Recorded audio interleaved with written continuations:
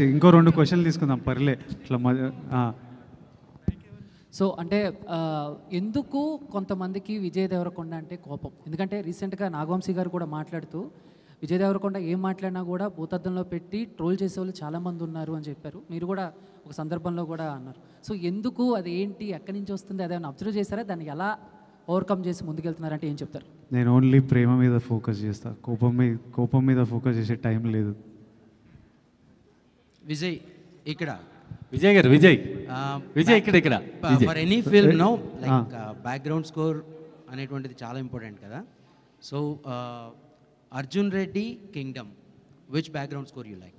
ఇది ఇంకా ఆర్ఆర్ ఇన్లే నేను, but I'm sure Anirudh killed. ట్రైలర్లోనే ట్రైలర్లో అసలు సంపిండి Anirudh, but Arjun Reddy score was also deadly. The whole mix score was deadly.